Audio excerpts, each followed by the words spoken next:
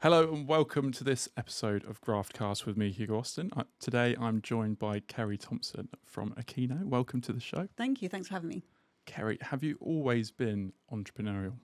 I have. I think it's that entrepreneurial spirit has always been there. I think for me, it's always been a desire to do more, do better, do something different. Mm-hmm. And even at times in my career when I've thought, I just don't need this entrepreneurial headache, I'm going to just calm everything down. It's been like that for a short time and then whoosh, it zips back in again. And do you think that's come from anywhere in your family or anything like that? Is anybody else entrepreneurial?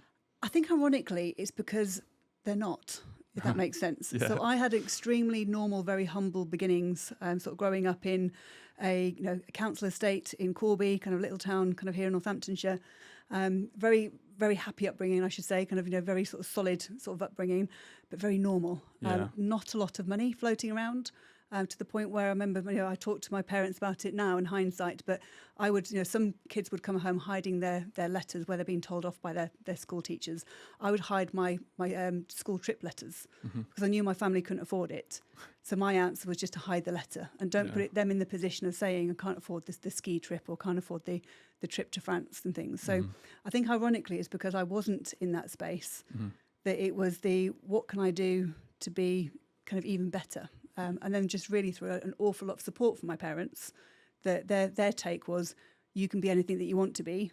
Here's what we've managed to achieve as a family. They were very honest, but you can do anything you want to be.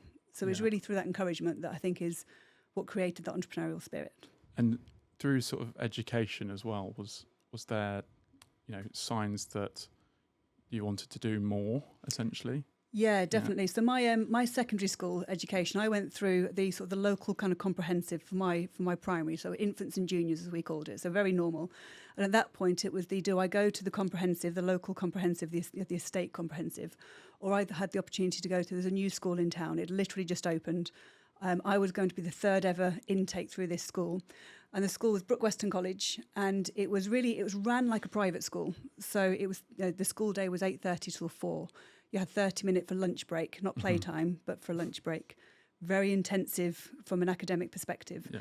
But what it also did is it put me in touch with other people from other demographics. So suddenly I would go to friends' houses who lived in a big house in a village because their dad was a doctor. And I remember coming back to my mum saying, they've got 2 living rooms. They've actually had a living room and a snug. I didn't know what a snug was. I'd never heard of the term snug. Things like, Jessica's bedroom is the size of the upstairs of our house. And it literally was the size of the upstairs of our house. So I would come back really wide-eyed from all of these new worlds, the new people that I was meeting. And again, my parents' stock answer was, but you can be anything you want to be. You can have a big house, like Jessica's parents. You could have a bedroom the size of our house. Yeah. It was very much a case of, it's there for you to achieve. It's just going to take hard work to get there. Yeah. Fair enough. And we had sort of a pre-chat chat, if you like, and you said that about everyone else sort of going off to university and everything like that. So could you just talk us through your experience with that? Yeah, sure. So I was one of those really academic kids, and then through to my secondary education as well. So I did 5 GCSEs a year early, got A's in all of those, and I thought, great, that's 5 out of the way. My school just then replaced them with another 5. So I ended up with 14 GCSEs, all A stars and A's, kind of went on to do A levels. And my teachers, when it came to personal statements and applications for uni, where are you going to? Oxford, obviously. Cambridge, obviously. Kind of where else are you going? What are you going to study? And I said, well, I can't. Like, as a family, I can't afford to go to university. Even back then, it wasn't quite as expensive, but it was still a cost. And I just couldn't. And I was, in reality, I very sort of stoically said, I'm done with education. I can't be bothered learning anymore. I did really want to go university. Yeah. So for me, I couldn't. So I ended up going into a management trainee program in a bank, who would send me to university. So I figured, tick, I'll get my piece of paper that all my friends are going to get. I'm on a fast track management trainee program. I'm in banking. What a solid career, kind of pensions and all the kind of grown up stuff that you shouldn't really be thinking about at 18. And I started, and it was so dull. Yeah. It was really, really dull. So there I was. I found myself literally. I mean, I had to take the morning off to go and get my A-level results. And by then, I'd been in my job for about a month or so, and already I knew it was really, really dull, and I really, really didn't want to be there. So there I was, kind of on A-level results day with all my friends kind of jumping around or kind of Where going through they're the clearing process, Yeah, where yeah. they're going, what they're going to do, Yeah. and kind of planning their next 3 or 4 years. And I had to about turn and go back to work in a job that I already hated a month in. Yeah, I can definitely relate to that sort of. Although I did go to university, coming out of uni and going into a job, I remember my first month or so just thinking, is this it for the rest of my life? Yes. Well, to be honest, it was just before COVID, so that sort of helped me. Yes. But at the same time, I just thought, is this it? What else can I do to get out Absolutely. of an office for the rest of my life? Well, I'll tell you a story. So I started with all the enthusiasm in the world into this job for all the reasons, as I say, I get to go to university. It's a solid career, banking, and I could be a bank manager from, I'm just Kerry from a council estate in Corby, and I could be a bank manager. And there's a lovely lady I worked with on the counter. So I largely was just on the counter, kind of just basically, when you see the old stamping of people's bills and sort of taking the money. This lovely lady, Margaret, was on this till next to me. She'd been there 33 years. Really smiley, happy lady. And I said, oh, so you like your job then? And she was like, no, I absolutely hate it. I was like, you what? And she's like, can't stand it. And I was like, but you've been here 33 years. And she's like, oh yeah, but it worked with the kids. And then as kids got older, then the grandkids come along. And she just stayed there just because it was normal. Yeah. And I just sat there thinking, I could not do 33 months here, let alone 33 days. Yeah, putting yourself in her shoes, like this could be me. Totally. And I did. I literally saw myself thinking, do I want to be Margaret in 33 years? Yeah. Absolutely not. I remember that, like, the branch manager telling me off because I'd washed his mug in the day when I made him a cup of tea. And I was meant to know that no one washes John's mug in the day. He only washes it in the afternoon. I'm thinking, my goodness, really? Is this what I've done? I'm 18 years old and I'm being told off for washing a mug. So ultimately it was a case of, do I just literally stay there and potentially turn into Margaret in 33 years? Or do I just suck it up and do my university qualification and then get out of there? And what I ended up doing was, because it's sort of going back in time a little bit, was I got the yellow pages and I just started looking for companies and I started writing a cover letter and a CV, sending it off to loads of different companies. My cover letter, the context of the cover letter was, my name's Kerry, I'm really enthusiastic, I'll do anything. Can we have a chat? I paraphrase, but it was pretty much that. And so I got a few replies, kind of went for literally a couple of interviews. I don't know how many letters I sent out, but it really was the classic funnel of sending out this many to get a couple of interviews. And of the couple of interviews, I got a couple of offers, which was great. And one of them was to be a junior business analyst over in Milton Keynes, which growing up in Corby was kind of like the other end of the world. Yeah. And suddenly I thought, I got the job, didn't really know what a junior business analyst was, but I figured I'd work that out when I got there. They clearly saw something in me, so let's give it a whirl. And I did. And so therefore, and I think that's really kind of where the entrepreneurial spirit kind of it started kicking in, really. Yeah. And the idea of I could have just stayed in the bank, just give it a year, give it 5 years before you know what you're doing your 10-year anniversary. So that's why I zipped over to Milton Keynes, to the bright lights of business analysis. And the company itself was going through a fast growth phase as well. This was they provided databases into adults and children's social care, so a completely new world to me. And so suddenly within 3 or 4 years, I'd accelerated from a junior BA. I now knew what a BA was. I was able to do the job. I became a BA. I became a lead BA, and then eventually I became the manager of the team. Do you think they saw something in you in that interview? Yeah, I think they did. And in hindsight, in years kind of go forward, and I went back to the people that interviewed me, and we kind of had a bit of a chat, and it was about how far I'd come. Kind of was what they were talking to me, and like, little Kerry, the kind of tongue-in-cheek language they were using. But what they saw in me was, and interestingly, the kind of language they used back then is still the kind of language that I get used about me now, which is about energy, enthusiasm, tenacity. Yeah. Just giving things a whirl. Saying yes to opportunities. So they saw all of that and gave me a chance ultimately as this junior business analyst. And to be fair, there wasn't a lot of formal training there. There's an awful lot of just getting on with it. I did an awful lot of listening, a lot of learning, a lot of asking questions. Okay. And as you say, accelerated over my peers, lots of them kind of, and again, it was a tech-based business. So demographically, lots of men, lots of older than me men, which wasn't hard at the time because I was still only like 19 at this time. By my early 20s, I was then managing a business intelligence team in Milton Keynes. And what did you learn about management in those days, do you think? So I learned an awful lot of the people management side of things, the idea of bringing people along a journey. So I was working alongside some managers who I knew wasn't the kind of manager that I wanted to be. They were very much the kind of the draconian do as I say, not as I do type manager. And for me, I've just, again, even now, it's just being myself. And what I found was the value and the merits of just being yourself and bringing people along the journey. And it just meant that I got far more out of my team as well, just by having that open relationship. I also had to learn an awful lot about being a manager as well, and not having people kind of trample over you because you're young and you're inexperienced. I also found an awful lot of inequality. So I remember sort of stood at a printer one day, the classic sort of big printers in the printer room, waiting for my print job to come out. And I grabbed it and went, and I looked and I realised it was all the managers' car allowances. So it's basically names broken down by amounts. And I'd seen it, right? It wasn't like it wasn't being nosy. It was there in front of me. I suddenly realised that I was getting almost half of the car allowance of all the other managers. Yeah. So I kind of went to go and see HR wafting the piece of paper to say, hang on, what's all this about?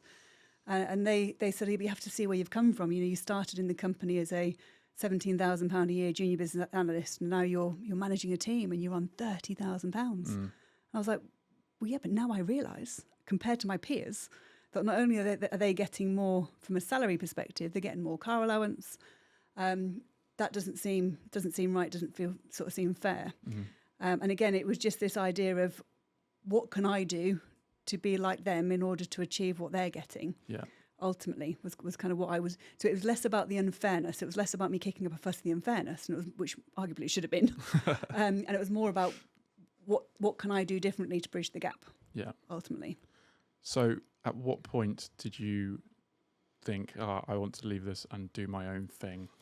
Or was there a gap between? No, it was a great question. And funnily enough, coincidentally, this moment of what can I do differently, what can I do better, coincided with a bit of a sliding doors moment kind of in my career. So the company I'd worked for, they were a great limited company started by two guys in their garage 25 years before. And those same two guys would walk around the office and they might not know everyone's name, but they had manners. They'd say hello to you and all this kind of good stuff. Then they quite rightly sold out. And so they sold out to a company who came in, and what they were looking to do was to go through a bit of a growth with this business. So the old redundancy chopper started to come down. And so as a manager of a team, I was then party to some really tricky conversations that were going on, having to look at my team and where I could chop my team. And of course, because we'd worked together so long, because I'd kind of gone around a lot of them, I felt I was a bit soft, if I'm honest. So I kind of whole redundancy and having to make people redundancy piece was really tough for me to think about being part of.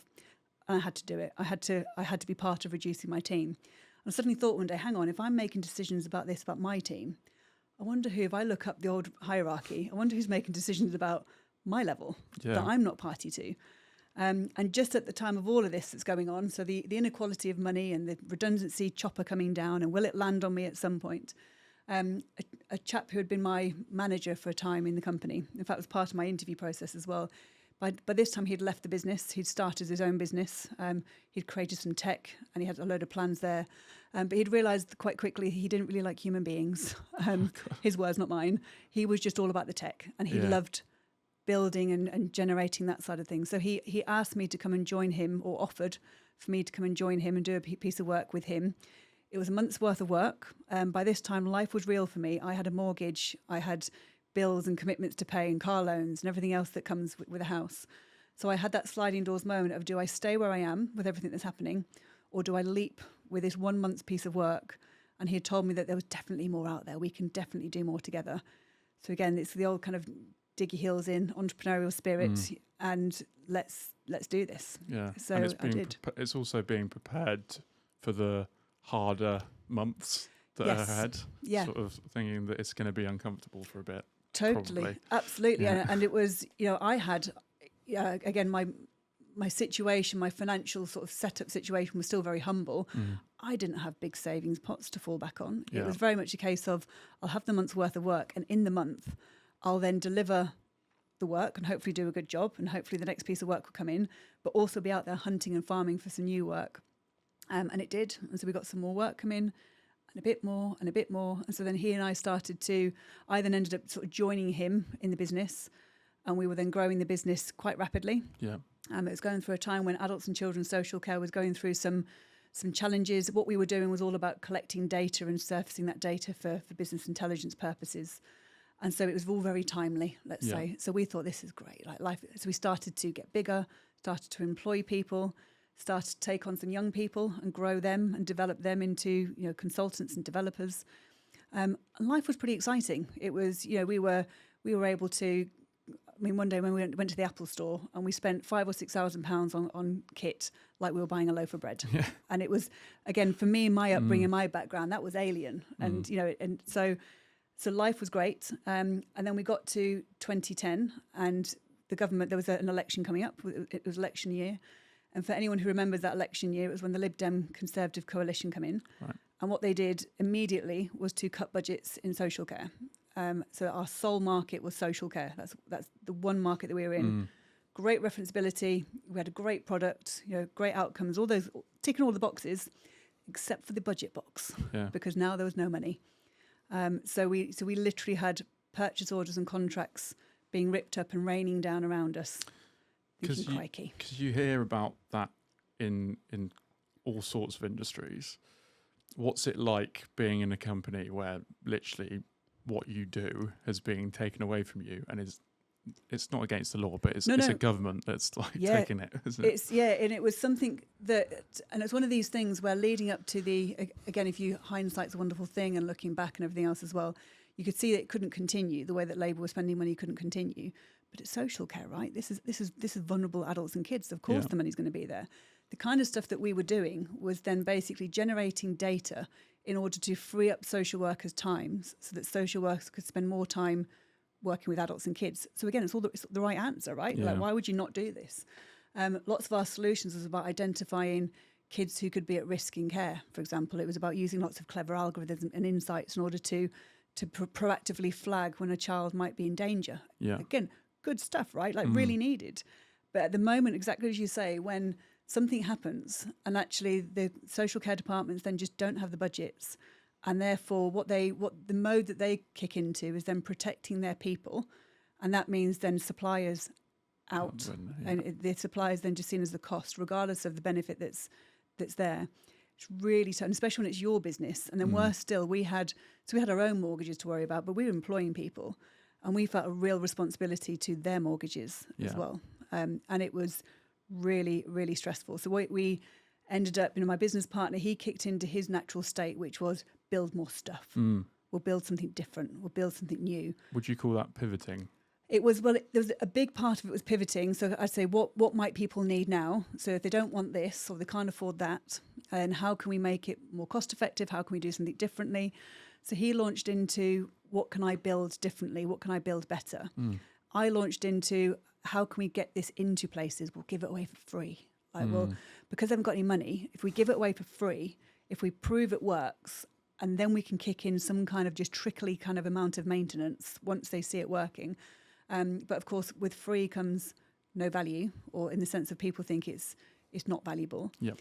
So there was just a real moment of us, of me literally running up and down the country, trying to find new opportunities. My business partner frantically trying to develop sort of new content with his developers. And at the same time, think we can't carry on like this. We've got to downsize our offices. We've got to downsize our team. We've got to make some of those tough decisions that I didn't like doing where I was before. And now this is real, because it's like, this is our business, it's our decisions.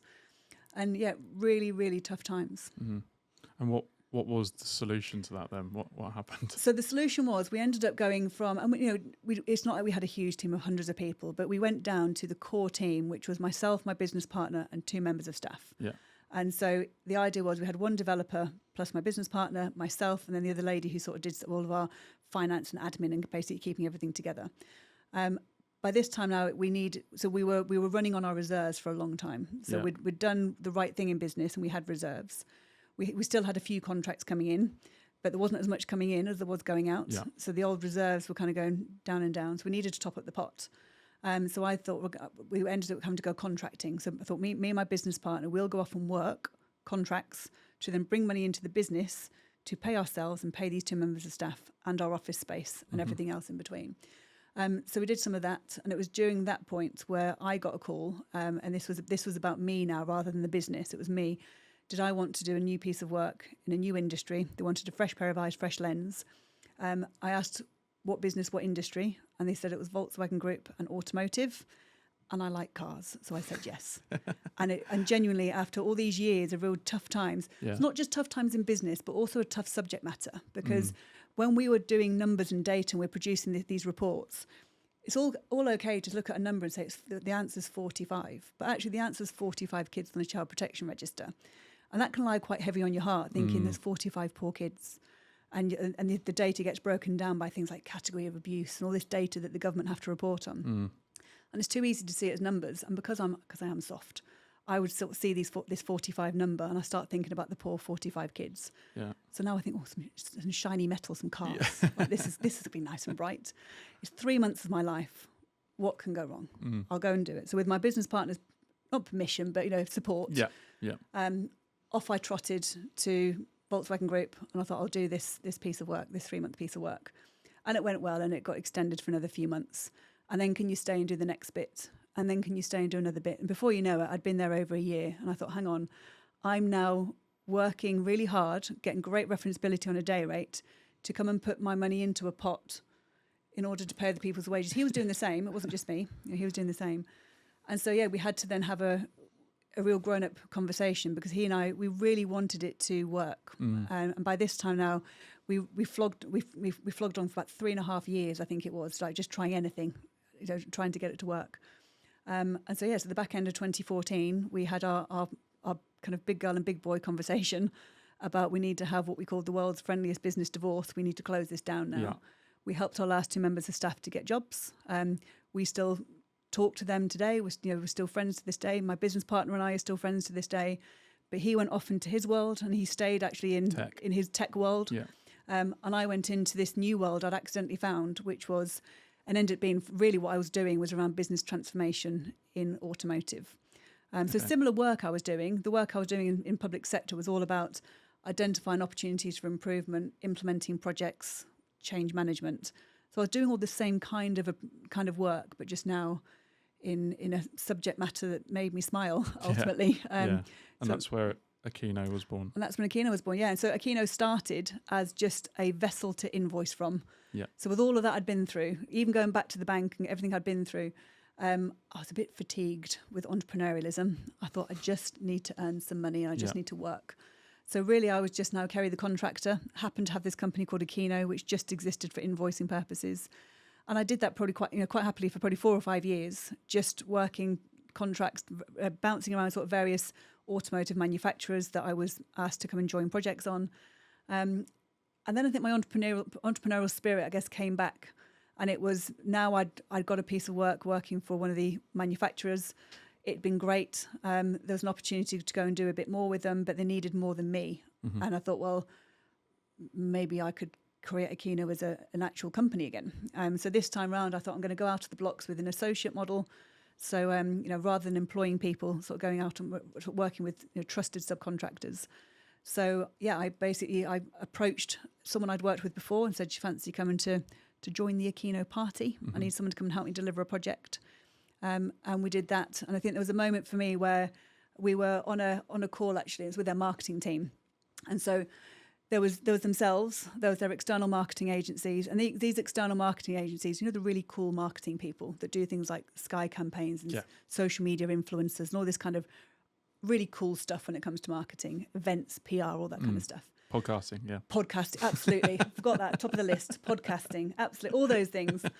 And at the bottom of the agenda was Kerry from Akeno to give an introduction to the agency sales model, which is just a different way of selling cars. Yeah. And I looked at this agenda thinking, oh my God, how dull to end with me, right? After all of this stuff, then to end with me.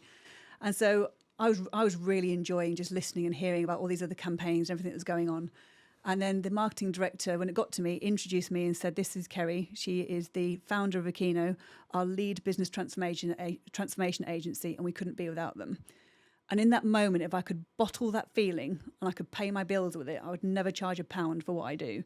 Because that feeling that I got in that moment of being recognised, not just as Kerry, but Akeno, our lead business transformation agency, was just magic. And I think what that's in that single moment, that one sentence just fueled me to go and do even more. And so now, I mean, that was, in terms of the time frame that must have been about 5 years or so ago. So Akeno really has been a bit of a tale of two halves. There's been the first half, which was just really about Kerry surviving and kind of steadying the ship in some respects, sort of everything I've been through. And this last 5 years has just all been about growth. And so, as I sit here talking to you now, I've got, a team of associates who are out delivering amazing work representing Akeno. I still deliver work as well. So I earn my own revenue primarily from my own my consultancy days as well. Probably about 80% in automotive, 20% outside of automotive, just to keep it a bit more diverse, a bit more interesting. It's great to bring the automotive lens into non-auto worlds, but then it's also great to bring the non-auto learnings into the automotive space as well. And how do you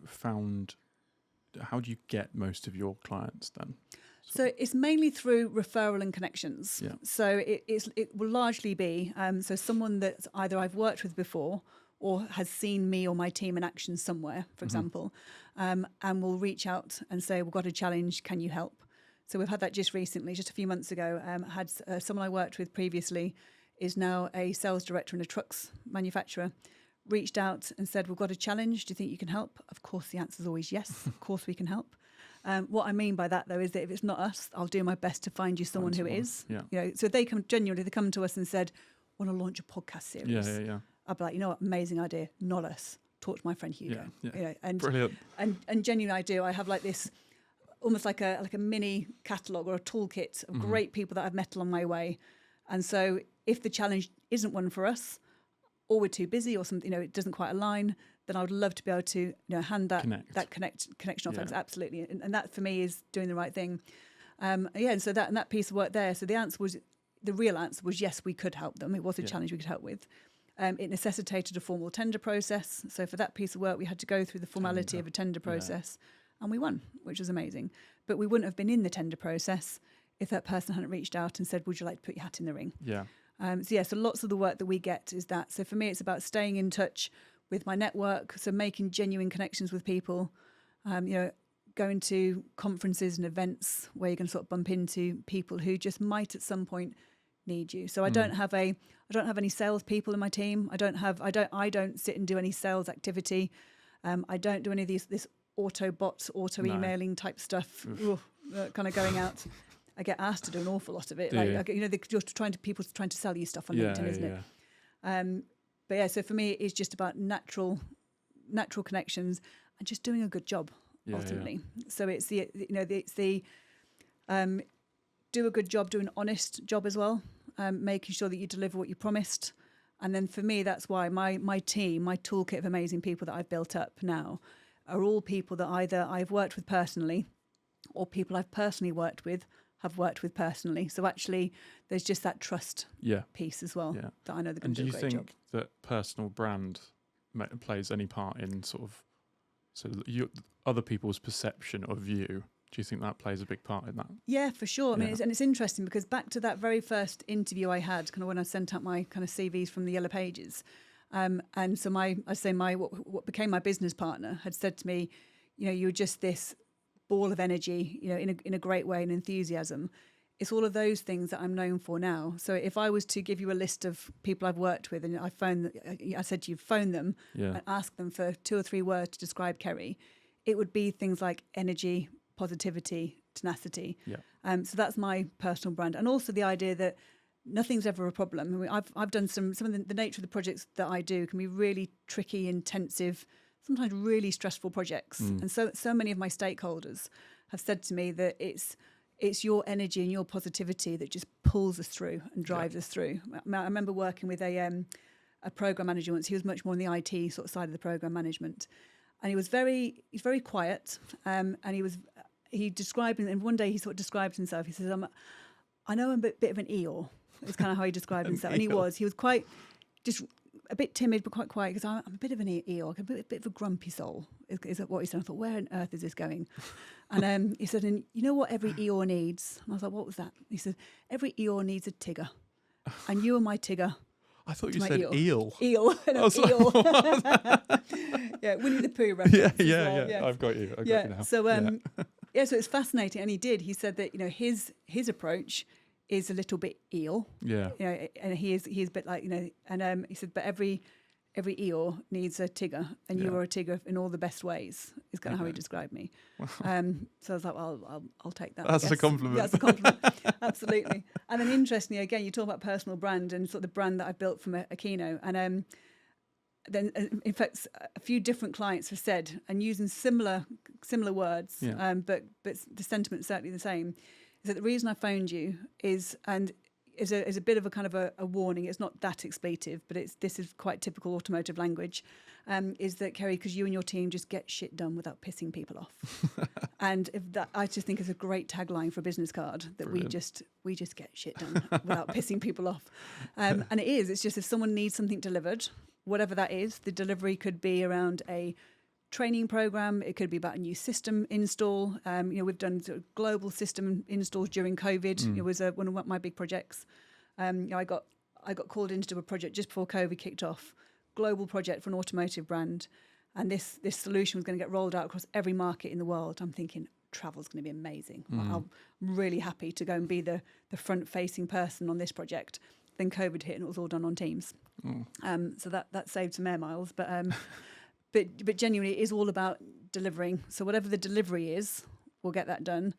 And then we will then genuinely bring people along the journey, along the way. So sort of rounding off the questions, I suppose. What sort of things do you live by on a sort of daily basis in business? What sort of come up with 3 things that you live by? So I would say, and I guess maybe wrapping them into the same one, is working really hard. So being really focused, but with balance. And so what I mean by that is like when I'm working from home, I will sit at my desk from say 8 till 5:30, 6-ish or thereabouts. And I'll work really hard in that time. I'm really focused. I've got these to-do lists, you can see it here. I've got those on my desk and I'm sat there and I'm really motivated by ticking things off. And I love that feeling at the end of the day, which is, I've done a lot today. I've achieved what I wanted to do. But then the balance bit comes into then not still being sat there at 10 o'clock at night and actually not being a badge of honour. Hugo's looking around and thinking, hang on a minute, we need to think about this. Maybe not 10 at night, even longer. But but genuinely, and it's almost, I mean, my old business partner, for example, that he would, now to be fair, when we were working together, he had 2 sets of twins under 5. Yeah. So he was very, very often awake due to them at 2 or 3 a.m. And I would. Did you say 2 sets of twins under 5? Yes. Jesus. His house was very noisy. It's probably why I haven't got children. It probably put me off. But no, really great children, I should add. They've all grown up now. Really brilliant children. But yes, so genuinely, he would often be up at 1, 2, 3, 4, 5 a.m.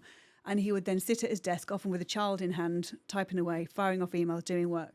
And he would use that working really OTT as a badge of honour. And I would say, Steve, you need to rest. It's not about that. So for me, I guess I really do live by the working hard and being focused, but also having balance as well. So that's definitely one thing that I'd live by. The second thing for me, I guess, would also be about, for me, it's the honesty and integrity side of things. So the idea that if someone comes to me and said, Kerry, could you help us to create a podcast series? Then absolutely no, we can't. It's definitely not something we can do. But genuinely, I would talk to my friend Hugo. This is what I would be about. So it's being really honest with your clients, not just about what you can do, but then when you actually, if you can do it, you are in delivery mode, how you deliver as well. Yeah. So if you've said it's going to take 50 days and it actually takes 40 days, and you've committed to only charge what it takes, you charge 40. You don't charge 50. So it's all that kind of honesty side of things as well. And I guess the third thing for me is the people part. So I have committed to myself now, after having some pretty kind of tricky projects over the years and tricky characters to work with, like John, who didn't want his mug washed during the day, that I will now only work with great people, for great people, doing great and interesting pieces of work where we all get paid fairly. So if there's a particular project and it's going to pay pretty chunky, healthy commercials, but actually I don't think that I could resonate with that client, and I wouldn't want to put my team into a tricky, yucky sort of work situation, then I'd rather politely decline the piece of work and all the commercials that go with it, rather than put my people into a tricky situation. And equally, projects that I'm working on and my team are working on, I want us to all be a really great team working together. So that's, I think, for me now, I think it's one of those, as you get older and wiser, rather than saying yes to absolutely everything, you do a little bit more analysis first, just to make sure it's the right answer from that people perspective. Brilliant. Well, Kerry, thank you so much for joining us today. It's been a pleasure having you on GraftCast. Thank you so much. Thanks. Cheers.